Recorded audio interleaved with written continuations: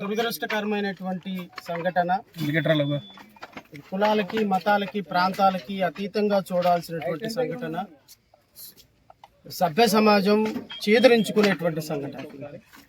2026వ సంవత్సరంలో కూడా చట్టాలు ఇంత కఠినంగా ఉన్నటువంటి వ్యవస్థలో కూడా ఇలాంటి దురదృష్టకరమైనటువంటి సంఘటనలు జరిగి మన తోటి సహోదరులను సహోదరీమణులను పోగొట్టుకోవటం అనేది అత్యంత బాధాకరం. ఎందుకంటే చనిపోయిన వారి కుటుంబ సభ్యులకి నా ప్రగాఢ సానుభూతి, మా పార్టీ తరపు నుంచి కూడా ప్రగాఢ సానుభూతి తెలియజేస్తున్నాం. వారి కుటుంబ సభ్యులకు కూడా ప్రగాఢ సానుభూతి తెలియజేస్తున్నాం. అయితే రాష్ట్రంలో ఉన్నటువంటి ప్రజలందరూ మరొకసారి ఈ దురదృష్టకరమైనటువంటి సంఘటనకి కారణం ఎవరు అనేటువంటి అంశం మీద చాలా స్పష్టంగా ఆలోచించాల్సిన సందర్భం. ఒక 4 రోజులు హడావుడి చేస్తారు ఇలాంటి సంఘటనలు జరిగినప్పుడు. 4 రోజుల తర్వాత అధికారులు పని మామూలే, ఇలాంటి మ్యానుఫ్యాక్చరింగ్ యూనిట్స్ పెట్టుకున్న వాళ్ళ పని మామూలే, అధికారులు వాళ్ళ దగ్గర నుంచి లంచాలు తీసుకోవటం మామూలే, వాళ్ళ పనులు వాళ్ళు చేసుకోవటం మామూలే. ఇక్కడ జరిగే వైలేషన్ జరుగుతూనే ఉంటుంది, పోయే ప్రాణాలు పోతూనే ఉంటాయి, జరగాల్సిన ఆస్తి నష్టం జరుగుతూనే ఉంటుంది. 4 రోజుల హడావుడి తర్వాత మళ్ళీ మర్చిపోతాం. మీడియా సోదరులు మర్చిపోతాం, మేము మర్చిపోతాం, రాజకీయ అధికారంలో ఉన్నటువంటి వ్యక్తులు మర్చిపోతాం. కానీ దీనికి ఎక్కడ ఫుల్ స్టాప్ పడాలి అనేది మనందరం కూడా ఆలోచించాలి. దీనికి ఒక ఫుల్ స్టాప్ అయితే పడి తీరాలి. నేనంటాను, ఈరోజు జరిగినటువంటి దుర్ఘటనకి ప్రత్యక్ష పరోక్ష కారణం కూటమి ప్రభుత్వమే. కూటమి ప్రభుత్వంలో ఉన్నటువంటి పెద్దలు, కూటమి ప్రభుత్వంలో ఉన్నటువంటి ముఖ్యమంత్రి, ఉప ముఖ్యమంత్రి, హోమ్ మినిస్టర్, దీనికి ఉన్న ఇండస్ట్రియల్ మినిస్టర్ దీనికి ప్రత్యక్షంగా కారణమని అయితే మా పార్టీ ఆరోపిస్తుంది. ఈరోజు ఈనాడులో వచ్చినటువంటి ఒక చిన్న మాటని, పత్రికలో వచ్చినటువంటి వార్తను నేను మీడియా సోదరులకు చదివి వినిపించే ప్రయత్నం చేస్తాను. 33 బాణసంచా తయారీ కేంద్రాలకు అగ్నిమాపక నో అబ్జెక్షన్ సర్టిఫికెట్లు లేవు. ఈనాడు అమరావతి రాష్ట్రంలో 87 బాణాసంచా తయారీ కేంద్రాలు ఉంటే వాటిల్లో 33 కేంద్రాలకు అగ్నిమాపక నిరభ్యంతర పత్రాలు, వాటి కాల్డ్ ఎన్ఓసి, లేవని తనిఖీల్లో వెల్లడైంది. ఇవన్నీ కాకినాడ, తూర్పుగోదావరి, డాక్టర్ అంబేద్కర్ కోనసీమ, అనకాపల్లి మండల పరిధుల్లో ఉన్నాయి. బాణాసంచా తయారీ కేంద్రాన్ని ప్రారంభించే ముందు ఆయా కేంద్రాల్లో ఎలాంటి అగ్నిమాపక భద్రతా చర్యలు చేపట్టాలి, ఏ అగ్నిమాపక పరికరాలు అందుబాటులో ఉండాలనే అంశాలను సూచిస్తూ అగ్నిమాపక శాఖ ఎన్ఓసి జారీ చేస్తుంది.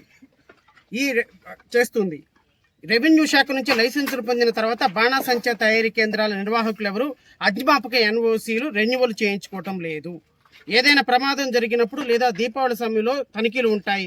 రెవెన్యూ, పోలీసు, కార్మిక, అగ్నిమాపక శాఖలు కలిసి సంయుక్తంగా చేపట్టాల్సిన ఉమ్మడి తనిఖీలు కూడా సరిగ్గా జరగటం లేదు. ఈ నిర్లక్ష్యానికి, ప్రమాదానికి బాధ్యులు ఎవరు? ఈరోజు ఒక ప్రధాన పత్రికలో వచ్చినటువంటి అంశాన్ని నేను మీకు సోదరులకి, రాష్ట్ర ప్రజలకి మీడియా సోదరుల ద్వారా చదివినిపించా. రాష్ట్రంలో ఏ బాణసంచి తయారీ కేంద్రానికి కానీ, ఏ కోల్డ్ స్టోరేజ్కి కానీ, ఏ ప్రమాదకరమైనటువంటి ఫ్యాక్టరీలో కానీ pollution control board no objection ఉండటం లేదు, కన్సెంట్ ఆఫ్ ఆపరేషన్స్ ఉండటం లేదు, ఎన్ఓసి అగ్నిమాపక ఎన్ఓసి ఉండటం లేదు.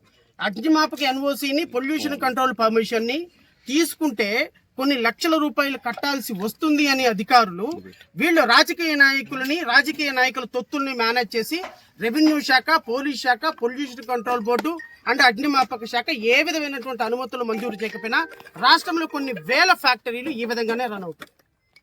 నేను మీ ద్వారా రాష్ట్ర ప్రజలకు కోరుతున్నా, గౌరవ ఉప ముఖ్యమంత్రి పవన్ కళ్యాణ్ గారి శాఖలో పనిచేస్తున్నటువంటి పొల్యూషన్ కంట్రోల్ బోర్డు పర్మిషన్ లేకుండా నిన్న జరిగినటువంటి ప్రమాదానికి కారణాన్ని ఎవరని చెప్పాలి, మీరే ఒకసారి ఆలోచించమని కోరుతున్నా.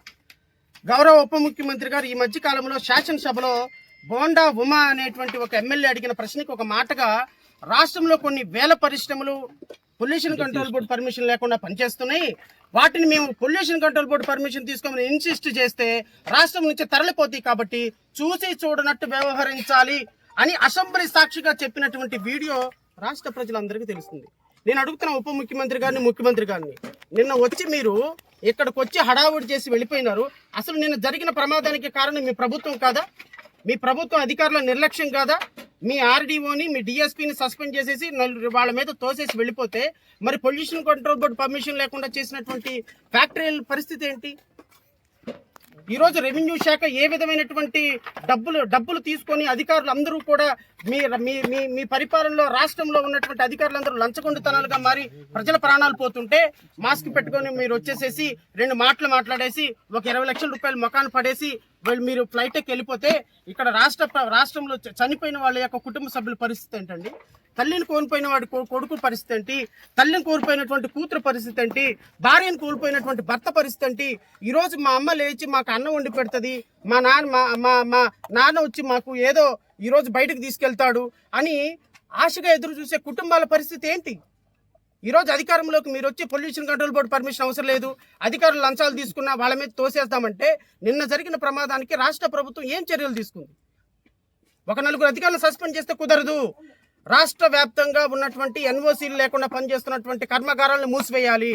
రాష్ట్ర వ్యాప్తంగా పొల్యూషన్ కంట్రోల్ బోర్డు పర్మిషన్ లేకుండా పనిచేస్తున్నటువంటి ప్రతి ఫ్యాక్టరీ మీద ఒక నిఘా పెట్టాలి. దీనికి ఒక స్పెషల్ ప్రొటెక్షన్ ఫోర్స్ ఒకటి ఏర్పాటు చేయాలి. ఇది పవన్ కళ్యాణ్ ఆధ్వర్యంలో నడుస్తున్నటువంటి శాఖ.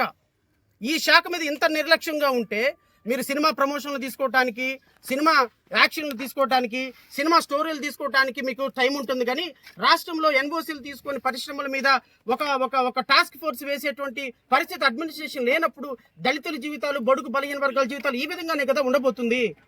నేను మీడియా సోదరులందరినీ కూడా అడుగుతున్నా, మీరు కూడా ప్రశ్నించాలి. మీరు కూడా లోకల్లో మీకు తెలుసు ఎన్ఓసీ ఎవరికి లేదని. ఈరోజు 22 మంది చనిపోవడానికి ఇంకా ఎంతమంది చనిపోతారో తెలియని పరిస్థితికి మనందరం కారణం కదా. వ్యవస్థలో మనందరం ప్రశ్నించాల్సిన బాధ్యత ఉన్నది. ఈరోజు చనిపోయిన కుటుంబ సభ్యులందరికీ కూడా న్యాయం జరగాలి. నేను గౌరవ ముఖ్యమంత్రి గారిని, రాష్ట్ర ప్రభుత్వాన్ని కోరుతున్నా, మీరు పిచ్చి నాటకాలు వేసి ఒక 20 లక్షలు ఇచ్చేసి తుపాకీ ఏదో బట్టలు దులిపేసుకుని వెళ్ళిపోతే కుదరదు. ప్రతి కుటుంబానికి 1 కోటి రూపాయల నష్టపరిహారం చెల్లించాలి. తోలిమార్ కుటుంబంలో జరిగినట్టుగా ఇంతకుముందు విశాఖపట్నంలో ఒక ఇండస్ట్రీలో ఇలాగే జరిగితే గత ప్రభుత్వం 1 కోటి రూపాయలు వాళ్ళ కుటుంబాలకు పరిహారం చేసింది. మీ సొంత డబ్బులు కాదు కదా. మీరు ఫ్లైట్లో వెళ్ళటానికి 100 కోట్లు వాడుతున్నారు. మీ సిద్ధార్థ లూత్రాకి 100 కోట్ల రూపాయలు ఫీజు ఇచ్చారు. మీ కేసులో ఆర్గ్యూ చేస్తున్నారని. మరి దళితులు, బిడ్డలు, బలహీన వర్గాలు కుటుంబాలు కోల్పోయినారు. వాళ్ళకి 1 కోటి రూపాయలు ఇవ్వండి. మేము మా పార్టీ నుంచి రాష్ట్ర ప్రభుత్వాన్ని డిమాండ్ చేస్తున్నాం. చనిపోయిన ప్రతి కుటుంబానికి 1 కోటి రూపాయలు ఇవ్వాలి. క్షతగాత్రులైనటువంటి ప్రతి ఒక్కరికి కూడా 50 లక్షల రూపాయలు పే చేయాలి. ఎక్స్క్రిషా పే చేయాలి. చనిపోయిన ప్రతి వారి కుటుంబంలో నుంచి ఒకరికి ప్రభుత్వ ఉద్యోగం ఇవ్వాలి. ఎస్సీ ఎస్టీ యాక్ట్లో చెప్పినట్టుగా వాళ్ళ ప్రభుత్వ ఉద్యోగం ఒకటి ఇవ్వాలి. వాళ్ళకి 5 ఎకరాల పొలం ఇవ్వాలి. వాళ్ళకి పక్కా ఇళ్ళు కట్టించాలి. మీరు ఎంత చేసినా చనిపోయిన కుటుంబాలను తిరిగి తీసుకురాలేరు సార్. కానీ మానవత్వంతో మీ యొక్క నిర్లక్ష్యం వల్ల, అధికారుల లంచగొండితనం వల్ల ఈరోజు చనిపోయిన కుటుంబాలకి కనీసంగా వారు చనిపోయారు, వాళ్ళ ఆత్మ శాంతించే విధంగా, వాళ్ళ కుటుంబ సభ్యులైన సంతోషంగా ఉండే విధంగా మా పార్టీ ఏదైతే డిమాండ్ చేస్తుందో ఆ డిమాండ్ని నిర్వర్తించే విధంగా మీరు కనుక ఒక ప్రకటన చేయకపోతే ఖచ్చితంగా మా పార్టీ న్యాయపరంగా పోరాటం చేస్తుంది. బాధితుల తరపున రాజకీయంగా పోరాటం చేస్తుంది. బాధితులకు న్యాయం జరిగేంత వరకు మా పార్టీ అండగా ఉంటుంది. అండ్ రెండో డిమాండ్గా కలెక్టర్ అండ్ ఎస్పీ ఇమ్మీడియట్ గా అగ్నిమాపక సంబంధించిన డిస్ట్రిక్ట్ ఫైర్ ఆఫీసర్ ఇమ్మీడియట్ గా సస్పెండ్ కావాలి. ఈ ప్రకటన కనుక చేయకపోతే ఖచ్చితంగా మా పార్టీ బాధిత కుటుంబాలతో కలిసి న్యాయ పోరాటం చేస్తుంది, రాజకీయ పోరాటం చేస్తుంది. ఈ రాష్ట్రంలో ఉన్నటువంటి ప్రతి ఒక్క అంశం మీద ఈ విధంగా ఎన్ఓసీ లేకుండా, ఫైర్ పర్మిషన్స్ లేకుండా నడిచే ప్రతి ఒక్క ఫ్యాక్టరీ మీద కూడా మా పార్టీ న్యాయ పోరాటం చేస్తుంది. ఇప్పటికే హైకోర్టులో చాలా పబ్లిక్ ఇంట్రెస్ట్ లిటిగేషన్స్ వేశాం. రాష్ట్రంలో ఉన్నటువంటి ప్రతి ఒక్కళ్ళు కూడా వీటి మీద ఫోకస్ చేసి ఇలాంటి ప్రమాదం మరొకసారి జరగకుండా మీడియా సోదరులు, రాజకీయ నాయకులు, ఇక్కడ ఉన్నటువంటి ప్రజాప్రతినిధులు అందరూ కూడా బడుగు బలహీన వర్గాల్ని, నిరుపేదల్ని, వారి ప్రాణాలు కాపాడే విధంగా మనందరం కలిసికట్టుగా పనిచేయాలని మనస్ఫూర్తిగా కోరుకుంటూ ఈ అవకాశం ఇచ్చిన మీడియా సోదరులకి హృదయపూర్వకంగా నమస్కారాలు తెలియజేసుకుంటూ జై హింద్.